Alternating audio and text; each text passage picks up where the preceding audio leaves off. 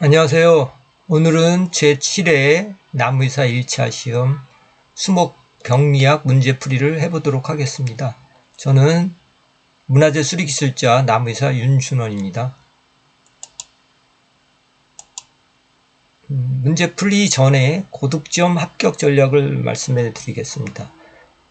첫 번째로 중요병들을 중심으로 해서 학명, 그 다음에 병명, 그 다음에 기주, 환경, 병징, 표징, 방제, 특이사항들을 핵심적으로 공부하시면 되겠습니다. 두 번째로는 이제 대분류한 다음에, 그러니까 크게 나눈 다음에 세부적으로 들어가는 방식을 택하면 좋겠습니다. 예를 들어서 병을 일으키는 것들은 이제 곰팡이 중에서도 난균이냐, 접합균이냐, 잔항균이냐, 담자균이나 불안정균이냐 이렇게 나눠서 공부를 해야 되겠고요. 그 다음에 세균에 의한 거냐, 바이러스에 의한 거냐, 그 다음에 파이토플라스에 의한 거냐 이렇게 구분을 하셔야 되겠고요. 또 곰팡이에서 걸린다고 하지만 또 어느 부위에서 걸리냐, 뿌리냐, 줄기냐, 잎이냐, 뭐 기주우전병이냐, 병원서 우전병이냐 이렇게 크게 분류를 한 다음에 공부를 하시면 좋겠습니다. 먼저 이해를 하시고서 반복하시다 보면 이제 애울 분량이 줄어들게 되겠습니다. 그리고 2차까지 이제 대비하시려면은 요점 정리 형태로 이제 작성해 보시고 사진 교재에 있는 거 꼭 애우셔야 됩니다. 뭐 병원체부터 병징이 보이는 거, 표징이 보이는 거, 병원체까지 다 애우시면서 공부하시면 2차 대비도 되겠습니다. 1번 문제입니다. 수목병에 관한 처방이 효과적이지 않은 것은, 그래서 처방에 대한 겁니다. 그래서 1번 버즘나무 탄저병, 이거는 곰팡이에 의해서 걸리는 병이니까 감염된 낙엽과 가지 제거 맞습니다. 2번 철쭉떡병, 감염 부위 제거, 통풍 환경 개선, 맞습니다. 이것도 담자균에 의해서 걸리는 철쭉떡병, 감염 부위 제거하고 통풍 환경 개선 맞고요. 그 다음에 3번 잣나무 아밀라리아 뿌리썩은병, 지상부 피해 침엽과 가지 제거. 이거는 지상부인데 오타가 났네요. 이게 이제 아밀라리아 뿌리썩은병 같은 경우는 뿌리병이잖아요. 근데 뿌리병을 치료해야지, 처방을 해야지 되는데 지상부라고 그래서 틀렸습니다. 답은 3번이 되겠고요. 4번 소나무 시드름병, 소나무 재선충병인데 살선충제 나무주사라든가 매개충 방제 맞습니다. 그 다음에 5번 대추나무 빗자루병, 항생제 옥시테트라사이클린계 나무주사라든가 매개충 방제 맞습니다. 옥시테트라사이클린계 나무주사로 빗자루병이 이제 방제가 되겠습니다. 여기서 3번이 답인데, 이 뿌리썩은병 같은 경우는 병원체에 이제 자실체가 발견되는 즉시 제거해야 되겠고, 병든 뿌리는 뽑아서 태우고 병든 식물의 주위에 도랑을 파서 균사 전파 방지를 해야 되겠습니다. 발생한 곳에서는 이제 수년간 일목식재를 피하고 지속적인 예찰 조사에 의한 초기 발견이 이제 매우 중요하게 되겠습니다. 여기서 버즘나무 탄저병 같은 경우는 아피고노모니아라고 해서 이게 새잎이 틀 때 눈과 가지가 이제 죽고 다 자란 잎은 연맥을 따라서 이제 갈색 반점이 나타나게 되겠습니다. 이 사진에 보이는 것처럼 이렇게 연맥을 따라서 이렇게 번지기 시작합니다. 다른 병하고 이제 차이점이 이런 거고요. 그다음에 철쭉류 떡병 알아보도록 하겠습니다. 엑시오바시디움이라고 해서 철쭉 및 진달래류에서 이제 가끔 볼 수 있는 병인데요. 5월경에 이제 나타나게 되겠습니다. 기주 특이성을 갖고 있고요. 수종별로 관계되는 이제 균인데, 꽃이나 잎 이런데 마치 이제 불에 구워놓은 찰떡 같은 떡처럼 이렇게 불어오릅니다. 이 병든 부분은 잘라서 태우고 발병 초기부터 동수화제를 10일 간격으로 3, 4일 살포하면 되겠습니다. 그 다음에 아밀라리아 뿌리 썩은 병, 아밀라리아 SPP, 요거는 이제 뽕나무 버섯인데, 이거는 저병원성, 그리고 이게 이제 쇠약해졌을 때 이제 많이 걸리는 병이잖아요. 그 다음에 잎이 떨어진 후나 수분 스트레스 혹은 다른 요인에 의해서 나무가 약해져 있는 상태에서 발생하는 저병원성 병이 되겠고요. 병원성이 높은 거는 아밀라리아 멜라가 있는데, 이거는 주로 하렵수에 피해를 입고요. 침엽수에도 가끔 발생합니다. 그 다음에 아밀라리아 오스토야가 있는데, 침엽수, 하렵수 모두 피해를 주게 되겠습니다. 소나무 제선충은 이제 소나무 제선충 감염 억제 예방 주사로 이제 아베맥틴이라든가 에바맥틴, 벤조에이트, 밀바맥틴 같은 거로 방제를 하면 되겠습니다. 2번입니다.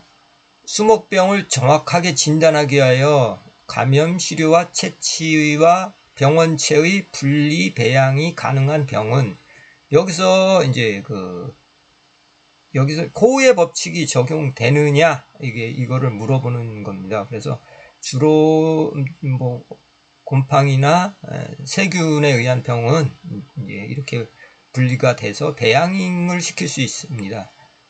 그렇고 거기 그 다음에 또 이제 코우의 법칙이 적용이 안 되는 거를 이제 가려내면 되는데, 여기서 보시면 이제 대추남 빗자루병 같이 이제 코우의 법칙이 이제 안 되는 파이토플라스마에 의한 걸린 거죠. 그래서 대추남 빗자루병은 해당이 안 되고, 배롱나무 흰가루병도 절대 기생체였잖아요. 그래서 배양이 안 되는 거로 이제 안 되고, 그 다음에 3번 벚나무 번개무늬병, 이런 것도 바이러스에 의해서 걸리는 병이잖아요. 이것도 배양, 이제 순활물 기생체라고 그래서 배양이 안 되는 거고, 포플러 모자이크도 이제 바이러스에 의해서 걸리는 병으로 배양이 안 됩니다. 소나무 피목가짐병은 이제 잔황반에 의한 곰팡이에 의한 거니까 이거는 배양이 되겠습니다. 그래서 답은 5번이 되겠습니다. 여기 이제 코우의 법칙은 미생물이 이제 병을 일으킨다는 것을 이제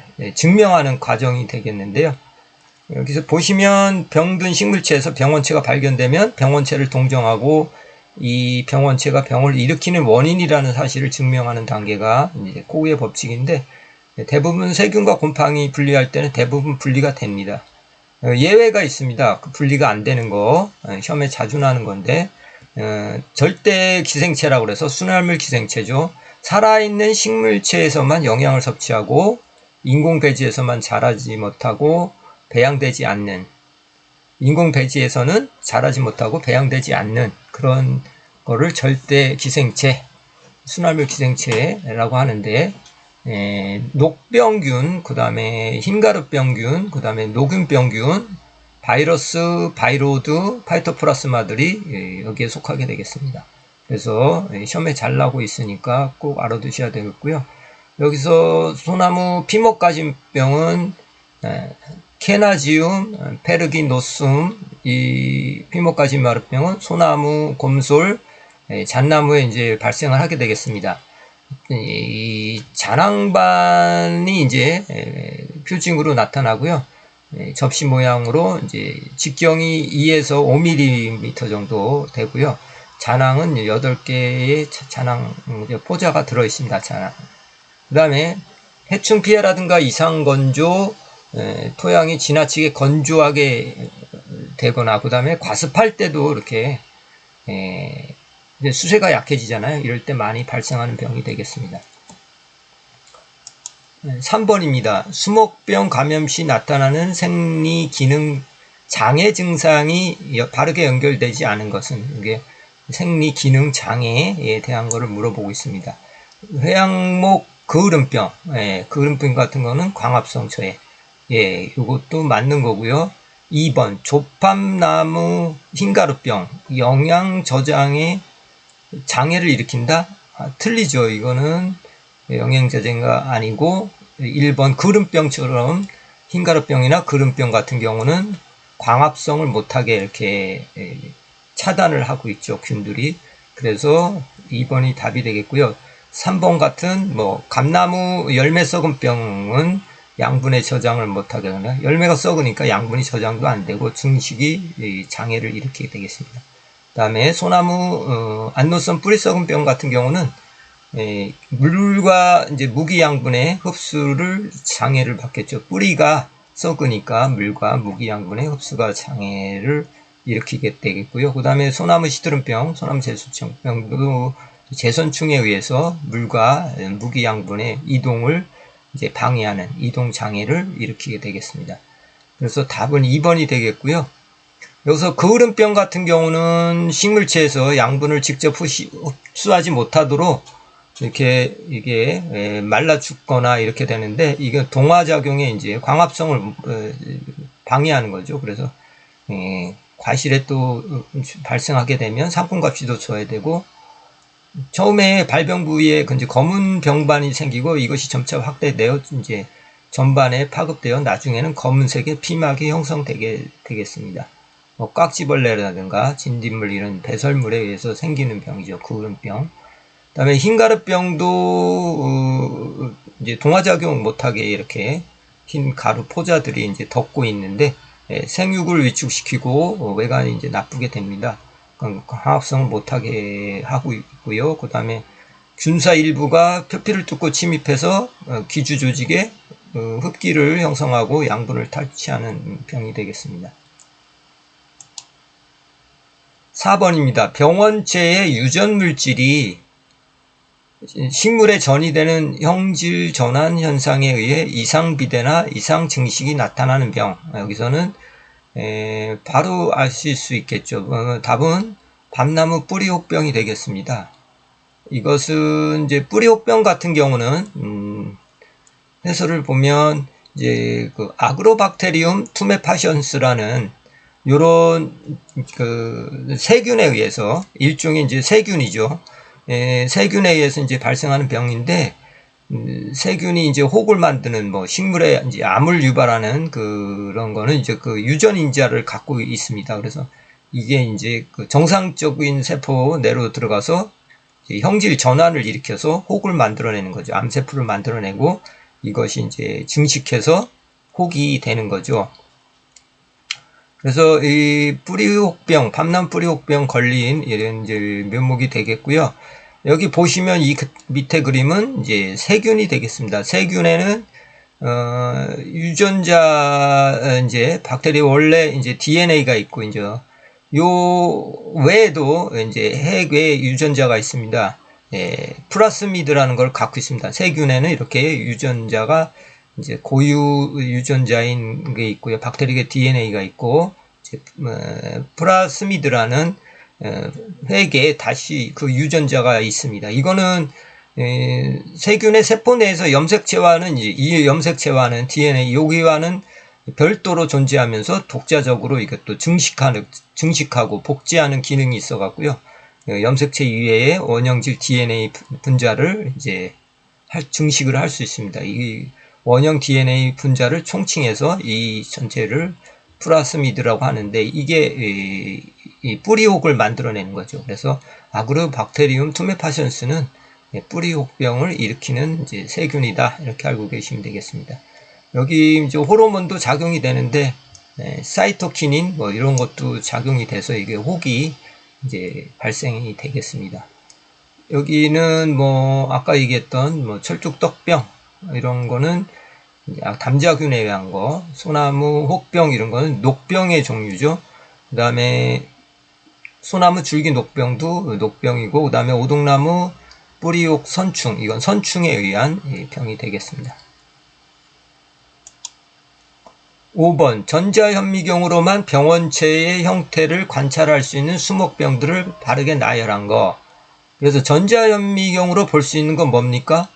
작은 세균보다 더 작은 바이러스라든가 파이토플라스마 이런 거는 이제 전자현미경으로 관찰할 수 있습니다. 그래서 여기서 보시면 뽕나무 오갈병이라든가 그다음에 뽕나무 오갈병은 파이토플라스마죠. 그다음에 여기 장미 모자이크병 이거 바이러스 그다음에 북나무 빗자루병 이런 것도 파이토플라스마 이런 것들은 결국 기역, 디귿, 비읍. 그러니까 오갈병, 모자이크병, 빗자루병 이런 거는 파이토플라스마라든가 바이러스에 의한 병들은 이 병원체를 전자현미경으로 볼 수 있습니다. 그래서 답은 1번이 되겠고요. 나머지 탄저병이라든가 이거는 곰팡이에 의한 거죠. 그 다음에 포도나무 잎녹병도 마찬가지고 벚나무 비차르병도 마찬가지입니다. 그 다음에 동백나무 둥근무늬병도 곰팡이에 의한 거니까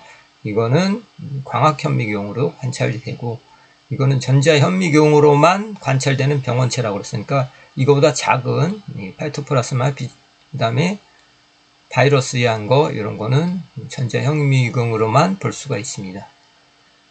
벚나무 빗자루병 같은 경우는 시험에 잘 나오는데 테프리나 위즈네리라는 이제 낫줄 잔황 그러니까 곰팡이 병원균에 의해 감염되는 이제 병으로서 감염된 나무는 일부분이 이제 혹처럼 여파 현상도 일으키고요. 부풀고 또 잔가지가 빗자루 모양으로 이렇게 돼갖고 나오는 특징이 되겠습니다. 여기 보시는 거는 지금 낫줄 잔황의 특징이 되겠습니다. 기주에 이 잔황들이 이렇게 잎 뒷면에 이렇게 매달려 있는 그런 상태입니다. 그러니까 어느 자실체에 매달려 있는 게 아니고 기주에 직접 잔황들이 낫줄 잔황으로 이렇게 매달려 있는 게 특징이 되겠고요. 동백나무 겹둥근 무늬병 이런 거는 페스톨라지아에 의한 병인데 분상포자는 방추형으로 이제 5개 세포로 이렇게 분생 포자 모양이 이렇게 시험에 잘 나오는 건데 이렇게 포자가 하나, 둘, 셋, 넷, 5개 이렇게 이루어졌습니다. 5개 세포로 이루어져 있고 이 동백나무 겹 둥근무늬병 페스탈로지아에 의해서 걸리는 병은 뭐 은행나무 잎마름병이라든가 철중 잎마름병, 그 다음에 삼나무 잎마름병도 이렇게 페스탈로지아에 의해서 걸리는 병이 되겠습니다. 6번입니다. 식물에 기생하는 바이러스의 일반적인 특성으로 옳지 않은 거. 그렇습니다. 그래서 1번 감염 후 새로운 바이러스 입자가 만들어지는 데는 대략 10시간이 소요된다. 이 정도 되고요. 맞는 질문입니다. 그 다음에 2번 바이러스 입자는 인접세포와 체관에서 빠르게 이동하는 물관에 존재한다. 이 바이러스는 전신 감염을 합니다. 그래서 이제 세포 속으로 들어가서 이제 이런 것 바이러스는 게놈하고 이렇게 단백질 외피만 이렇게 구성되어 있는 거의 무생물에 가까운 거기 때문에 스스로는 이제 증식이 안 되기 때문에 기주세포에 침투해 갖고 기주의 효소와 세포 기관들의 이걸 리보솜이라든가 이런 걸 이용해서 자신이 갖고 있는 유전 정보를 복제해서 이제 이렇게 전파를 하는데 주로 감염식물의 조직이나 세포에서 이제 관찰이 됩니다. 그래서 물관에 존재하지는 않습니다. 그래서 2번 답이 되겠고요. 3번 세포 내 침입 바이러스는 외피에서 핵산이 분리되어 상보 RNA 가닥을 만든다. 그렇죠. 이거는 증식이 안 되기 때문에 그 기주의 세포를 침입해서 이제 단백질 이제 외피를 벗어 던지고 거기서 RNA 같은 거 이런 거를 이제 만들어서 기주에 있는 유전을 사용해서 증식을 하게 되겠습니다. 그래서 맞는 질문이고요. 4번 바이러스의 종류와 기주에 따라서 얼룩 줄무늬, 연맥 투명, 위축, 오갈, 황화 등의 병증이 나타난다. 바이러스의 특징이 되겠습니다. 그래서 얼룩, 줄무늬, 연맥 투명, 위축, 오갈, 황화 이런 것이 병증이 되겠고요. 5번 바이러스 종류에 따라서는 영양 번식 기관, 그 다음에 종자, 꽃가루, 새삼, 곤충, 응애, 선충, 균류 등에 의해서 전염될 수가 있다. 영양 번식에 의해서 이렇게 되고요. 그 다음에 뭐 종자, 꽃가루, 새삼, 곤충, 응애, 선충, 균류 이런 거에 의해서 전염이 됩니다. 그래서 5번도 맞는 게 되겠습니다. 여기서 보시면 이제 뭐 파이토플라스마도 이제 전신 감염이라고 그랬는데 파이토플라스도 전신병이기 때문에 도관이나 사관을 통해 전신으로 감염이 됩니다. 주로 이 파이토플라스마는 사부의 체관에서 이제 주로 관찰이 됩니다. 그 다음에 여기서 아까 얘기했던 뭐 물관에 존재하는 이제 이런 국제성 이제 세균이 있는데, 이런 거는 물관부 국제성 세균으로는 크실레라라고 그래서 포도나무 피어스병 걸리는 이런 것들은 국제성 세균으로서 물관에 존재하게 되겠습니다. 답은 2번이 되겠습니다. 7번입니다. 향나무 녹병에 관한 설명으로 옳은 것은, 이래서 향나무 녹병 중요한 병이죠. 그래서 1번 감염된 장미과 식물의 잎과 열매에는 작은 반점이 다수 형성된다. 맞죠. 이제 녹병에서 이제 담자균이 이제 그쪽 장미과 식물로 가서 이제 녹병 정자와 녹부자를 만들죠. 근데 잎과 열매 뭐 이 두 개 다 걸리게 되겠습니다. 그래서 작은 반점이 형성된다. 맞고요. 2번 병원균은 향나무와 장미과 식물을 기주 교대하는 이종 기생균이다. 예, 여기 녹병은, 향나무 녹병은 장미과 식물하고 기주 교대하는 이종 기생균이 되겠고요. 3번 향나무에는 겨울포자와 담자포자, 그렇죠. 포자가 겨울포자, 담자까지는 향나무에 있다가 이제 봄이 되면 장미과에서 녹병정자, 녹포자를 만듭니다. 이 특징은, 향나무 녹병의 특징은 여름포자 이 세대가 없다라는 거죠. 그래서 여름포자가 있다 그래서 이제 틀리는 거죠. 3번이 답이 되겠고요. 그 다음에 4번 향나무와 노간주나무의 줄기와 가지가 말라 생장이 둔화되고 심하면 고세된다. 그래서 향나무나 노간주에 이제 이 녹병이 걸리는데 줄기와 가지가 이제 말라졌고 나중에는 전체로 번지면 이제 생장도 둔화되고 심하면 고사도 됩니다. 5번 방제 방법에는 향나무와 장미과 식물을 2km 이상 이제 거리를 두고 식재하는 방법과 적용살균제를 살포하는 방법이 있습니다. 맞습니다. 그래서 향나무 녹병은 여름포자가 형성되지 않는다. 이게 중요한 거죠. 그죠? 이것이 상당히 중요하고요. 그 다음에 이제 녹병은 담자균에 속하면서 이 녹병균목, 그러니까 수병균목이라고도 하는데, 이들은 이제 뭐 종자식물하고 뭐 양치식물도 침해하는 이제 대표적인 이제 식물 병원균이 되겠습니다.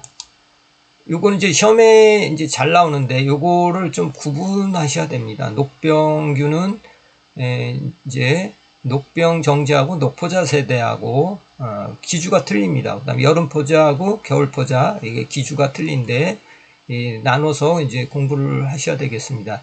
뭐 잣나무 털녹병 같은 경우 크로나티움 니비콜라라고 그래서 이제 잣나무 털녹병 같은 경우는 녹병정자 녹포자는 잣나무, 여름포자 겨울포자는 송이풀이나 까치밤나무에 있게 되겠습니다. 마찬가지로 소나무 혹병도 녹병정 녹포자는 소나무 곰솔 여기에 있다가 여름포자 겨울포자는 졸참이나 신갈나무 쪽으로 가고요. 그 다음에 소나무 줄기 녹병 같은 경우는 소나무, 그 다음에 모란작약, 송이풀 쪽으로 이렇게 가게 되겠습니다. 요 잣나무 털녹병이라든가 소나무 혹병이라든가 소나무 줄기 녹병은 이 속명이 그죠? 크로나티움 이렇게 크로나티움이라고 이렇게 알고 있어야 되고, 이것도 시험에 잘 나오고 있습니다. 그다음에 향나무 녹병은 지금 문제 풀었듯이 녹병 정도 녹포자는 배나무에서 형성이 되고 여름포자는 없다고 그랬죠. 여름포자는 없고 겨울포자는 향나무에서 기주를 하고 있습니다. 기주에 있습니다. 그 다음에 뭐 메람스포라라고 그래서 포플러 잎녹병 이런 거는 이제 녹병 정도 녹포자는 낙엽송이, 그 다음에 여름포자 겨울포자는 포플러에, 그 다음에 뭐 전나무 잎녹병은 전나무하고 뱀고사리, 그 다음에 철쭉 잎녹병은 가문비나무하고 산철쭉 이렇게 기주교대 하는데, 이게 아주 중요하니까 시험에 잘 나오고 있으니까 꼭 생활사 알아두셔야 되겠습니다. 8번입니다. 수목병 진단 시 생물적 원인 기생성과 그 다음에 비생물적 원인 비기생성에 의한 병 발생의 일반적인 특성으로 옳지 않은 것은, 요거는 시험에 잘 나죠. 이제 뭐 비생물적, 생물적 이렇게 나누기도 하고요. 전염성, 비전염성 뭐 이렇게도 나누는데 문제에서는 생물적, 비생물적으로 이렇게 나눴네요. 1번 보도록 하겠습니다. 발생 면적은 생물적에서는 제한적이다. 맞죠? 생물적인 거는 기주특이라든가 이런 이제 가해하는 쪽만 이렇게 기주특이적인 거를 갖고 있고, 비생물적인 거는 이제 환경이나 토양 뭐 이런 기후 뭐 이런 것들은 환경 이제 생물적인 거는 발병 면적이 넓습니다. 그래서 비생물적인 거는 제한적이고 좁지만은 비생물적인 건 넓습니다. 그래서 맞고요. 병원체로 본다 그러면 생물체는 병원체가 있죠. 병원체가 있고요. 비생물적인 거는 이제 당연히 환경이나 이런 거에 토양 뭐 이런 거에 의해서 발병하기 때문에 이거는 이제 병원체는 없는 겁니다. 그래서 맞는 거고요. 5번 종특이성은 생물적인 것 같은 경우는 특이성을 갖고 있죠. 그래서 생물적인 거는 특이성을 갖고 있고 비생물적인 거는 이제 낮습니다. 그래서 생물적인 거는 종특이성이 높고 비생물적인 낮은 거. 이것도 맞는 거고요. 그다음에 병 진전도를 보게 되면 생물적인 거는 이제 다양하게 나타납니다. 그런데 비생물적인 거는 전부 다 비슷하게 나타나죠. 피해 병 증상이. 그래서 맞고요. 그 다음에 5번 발병 부위에서 보면은 생물적인 거는 일부분이죠. 입이면 입, 뭐 줄기면 줄기 이렇게 병원체가 이렇게 가해하는 그쪽이 일부분이 되겠고요. 틀렸고요. 비생물적도 이제 전체적으로 일어난다고 그랬잖아요. 넓은 범위에서 광범위하게 일어납니다. 그래서 생물적 기생성이라고 그러잖아요. 그래서 생물적인 거는 이제 전염도 되면서 그런 특징이 있죠. 그래서 전염성 병이라고도 하는데 기주선후성이 이제 강하고요. 그 다음에 부위별 감염성을 갖고 있고 다양한 형태로 이제 병이 나타나게 되겠습니다. 비생물적인 거를 뭐 비기생성, 비전염성 이렇게 얘기하는데 광범위하게 나타나고 기주와는 이제 상관없이 무차별적으로 비슷한 형태를 띠면서 나타나게 되겠습니다. 오늘은 여기까지 하고 다음 시간에 계속 이어서 하도록 하겠습니다. 감사합니다.